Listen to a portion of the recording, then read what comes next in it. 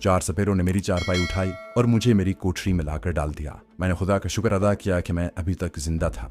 अभी तक इन वहशी सपेरों ने मुझे सांपों से डसवा कर हलाक नहीं किया था। कोठरी का दरवाजा बंद करके बाहर से ताला डाल दिया गया। सपेरे चले गए। उनके कदमों और बातें करने की आवाजें आहिस्ता आहिस्ता दूर जाकर खामोश हो गईं। मैं चारपाई पर रस्सियों में जकड़ा हुआ पड़ा था और सोच रहा था कि इस अजाब से मुझे किस तरह निजात मिल सकती है। मैंने एक बार फिर पूरी ताकत के साथ रस्सियों को तोड़ने की कोशिश की, मगर नाकाम रहा। अब मेरा जिस्म अकड़ने लगा था और यूं महसूस हो रहा था जैसे मेरी हिम्मत कुछ देर बाद जवाब दे देगी। मैं तरबियत याफ्ता कमांडो था, मगर जिस तरह मुझे जकड़ दिया गया था, मेरी सख्त जानी और कमांडो ट्रेनिंग मेरे किसी काम नहीं आ सकती थी। खुदा जाने कितनी रात गुजर चुकी थी। मैंने आंखें बंद कर लीं और खुदा को याद करके दुआएं मांगने लगा। मैं जाने कितना वक्त गुजर गया कि मुझे बाहर किसी के कदमों की आहट सुनाई दी। फिर ऐसी आवाज आई जैसे कोई ताला खुल रहा हो।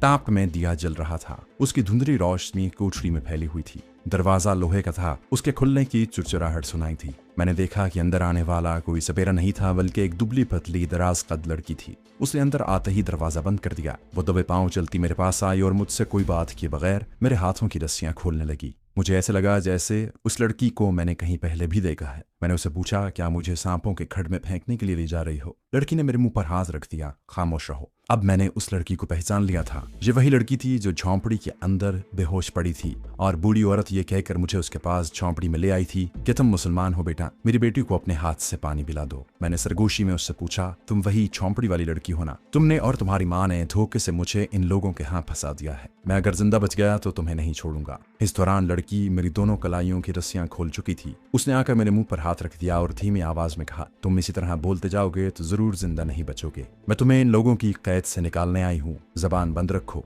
मेरे बदन में मुसरत की लहर दौड़ गई। क्या वाकई ये लड़की मुझे इन खूनी सपेरों की कैद से आजाद कराने आई थी? उसने मेरे पांव भी खोल दिए। मैं चारपाई पर उठकर बैठ गया और अपनी कलाइयों को सहलाने लगा। लड़की ने मुझे वहां बैठने का इशारा किया और दबे पांव दरवाजे के पास गई।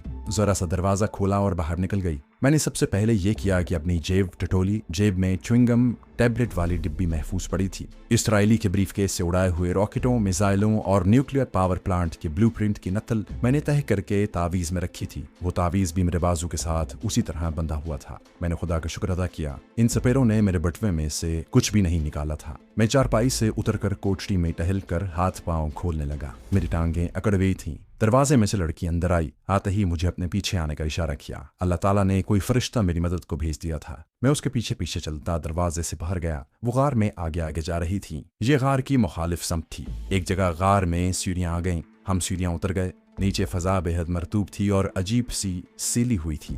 यहाँ अंधेरा भी था। लड़की रुक गई। उसने आहिस्ता से कहा, मेरे कंधे पर हाथ रख दो और मेरे साथ साथ चलो। मैंने वैसा ही किया। ये बड़ी गहरी सुरंग थी। कदमों के नीचे छोटे छोटे पत्थर आ रहे थे। कुछ दूर अंधेरे में चलने के बाद चढ़ाई शुरू हो गई। लड़की रुक गई। उसने सरगोशी में कहा, आगे सीढ़ियां हैं, देख कर चढ़ना। मैं उसके साथ बड़ी एहतियात से कदम उठाता सीढ़ियां चढ़ने लगा। मैं सीढ़ियां गिनता भी जा रहा था।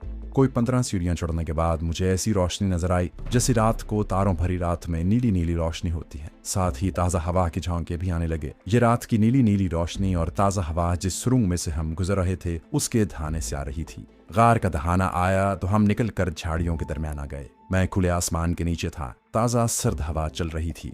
मैंने आसमान की तरफ नजरें उठाकर देखा। आसमान पर तारे चमक रहे थे। मैंने लड़की के कांधे पर से हाथ उठा लिया। वो मेरे आगे आगे चल रही थी। झाड़ियों में झिंगर बोल रहे थे। जब हम करीब से गुजरते तो झिंगरों की आवाजें खामोश हो जाती।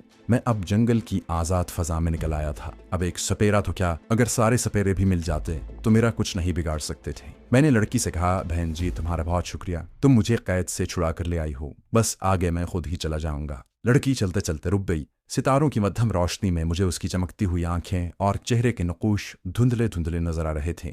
उसने कहा, जो सांप नागमुनि की पूजा के वक्त तुम्हारे और दूसरी मुसलमान लड़की के ऊपर फेंके गए थे, उनके मुंह से जहर की थैलियां निकाली हुई थीं।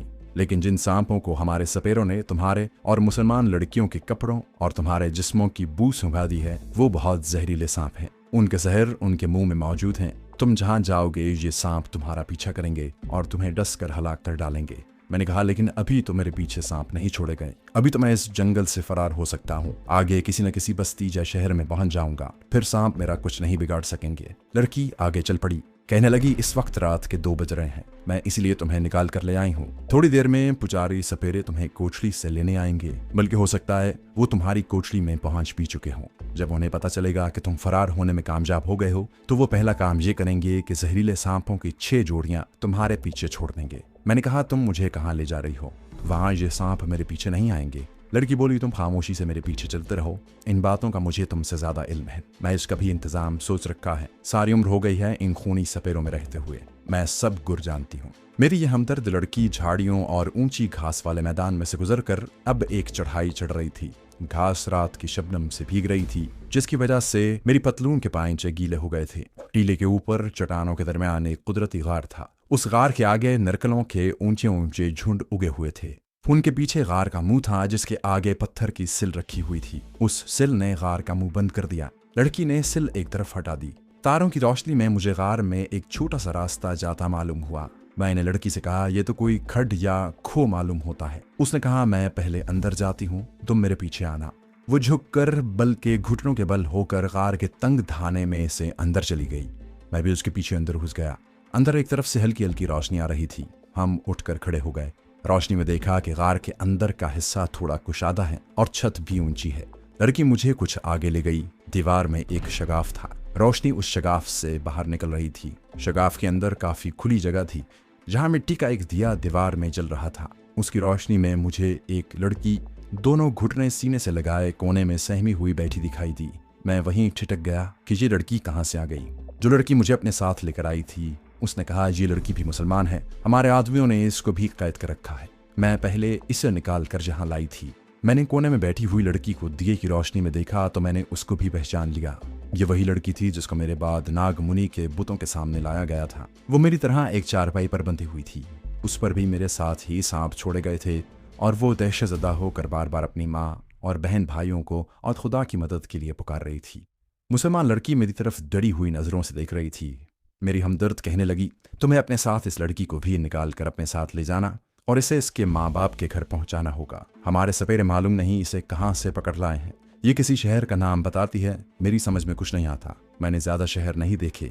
इससे पूछो कि ये किस शहर में जाना चाहती है। मैंने लड़की से पूछा बहन तुम्हारे माँ बाप कहाँ रहते हैं? लड़की मिडिल क्लास के पढ़े लिखे घराने से ताल्लुक रखती थी और खुद भी पढ़ी लिखी थी। यह बाद में मालूम हुआ वो 10वीं जमात में पढ़ती थी। उसने बताया कि उसका नाम नसीम बानो है। वो बनारस शहर की रहने वाली है। उसके बाप का घर शहर के जुनूब मशरकी इलाके की एक बस्ती में दरियाए गंगा के किनारे था। उसके बाप की शहर में मुनियारी और स्कूल की किताबों की दुकान थी। कहने लगी हमारा स्कूल दरिया की घाट के करीब है। एक हफ्ता हुआ मैं स्कूल से वापस आ रही थी कि रास्ते में एक सपेरा सांपों का तमाशा दिखा रहा था। उसने मेरी तरफ देखकर कहा तू इम्तिहान में अव्वल आएगी, तेरा माथा बता रहा है। मुझे अपने घर ले जाकर भोजन करा। मैं तुझे सांप का मोहरा दूंगा। जिस घर में मोहरा हो वहां सांप बिच्छू कभी नहीं आता। अगर किसी को सांप काट ले तो ये मोहरा सांप काटे के जख्म पर रख देना, वो आदमी बच जाएगा। हमारे घर में दरिया के करीब होने की वजह से सांप बिच्छू साथ में निकल आते थे। मैंने कहा चलो बाबा मेरे घर चलो, मैं तुम्हें भोजन कराती हूँ। मैं उसे लेकर अपने घर की तरफ चल पड़ी। रास्ते में एक गली में से गुजरी तो सपेरे ने खुदा जाने किस तरह रुमाल मेरे मुंह पर रखा और मुझे कोई होश न रहा। मेरी हमदर्द लड़की ने नसीम बानो की बात काटते हुए कहा अब तुम फिक्र न करो, ये तुम्हारा मुसलमान भाई बंद है। इसे भी तुम्हारी तरह कुछ पिलाकर बेहोश करके जहां लाया गया था, ये तुम्हें तुम्हारे घर पहुंचा देगा। फिर उसने मेरी तरफ मुतवज्जह होकर कहा तुम इस लड़की के पास यहाँ बैठो, मैं ये मालूम करके आती हूँ कि हमारे आदमी तुम्हारी तलाश में क्या कुछ कर रहे हैं और उन्होंने किस किस इलाके में जासूस सांप छोड़े हैं, क्योंकि अब तक तुम दोनों के फरार का उन लोगों को पता चल गया होगा। यहाँ से जाना बिल्कुल मत, मैं ज्यादा देर नहीं लगाऊंगी।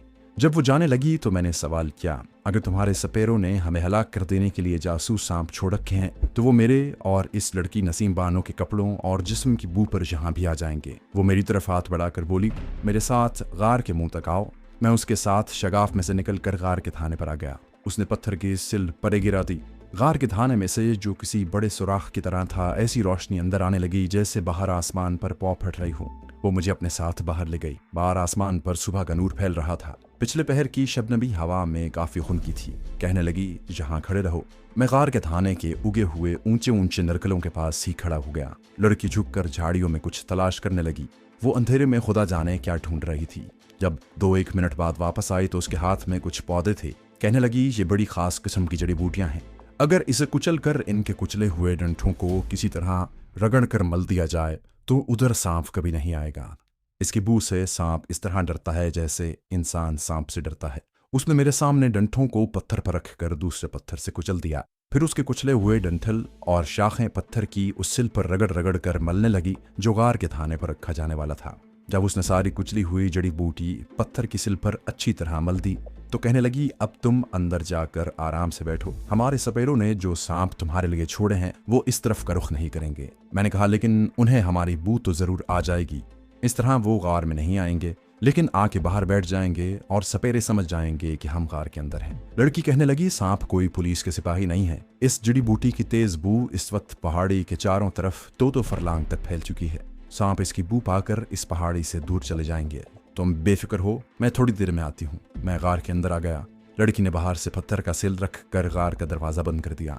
मैं गार के अंदर शगाफ में बनारस की मजलूम मुसलमान लड़की नसीम बानो के पास आकर बैठ गया। वो रो रही थी और सख्त डरी हुई थी। उसको यकीन नहीं आ रहा था कि अब वो कभी अपने माँ बाप बहन भाइयों के पास जा सकेगी। मैंने उसे बहुत तसल्ली दी और कहा, तुम अपना डर खौफ दूर कर दो बहन, हम बहुत जल्द यहाँ से निकल जाएंगे और मैं खुद तुम्हें तुम्हारे माँ बाप के पास पहुँचा दूंगा। मुझे दिल्ली जाना है, मैं बनारस से होता हुआ चला जाऊंगा। मेरी बातों से उसकी काफ़ी हिम्मत बंधी। कहने लगी, भैया इन लोगों को ज़रूर पुलिस के हवाले कर देना। अगर ये रहमदिल लड़की मुझे मेरी कोठरी से मेरी रस्सियाँ खोल कर जहाँ न लाती तो खुदा जाने मेरा क्या हाल होता। वो रोने लगी।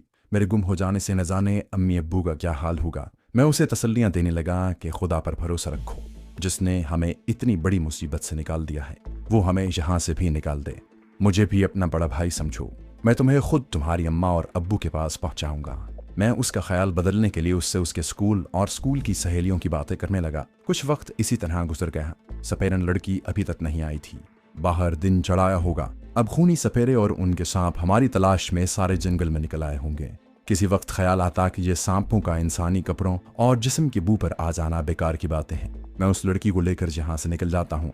सपेरे के पास कोई असलहा वगैरह तो है नहीं कि घात लगाकर हम पर फायर कर देंगे। कोई सामने आ गया तो सवाल ही पैदा नहीं होता कि वो मेरे हाथों से जिंदा बच जाए।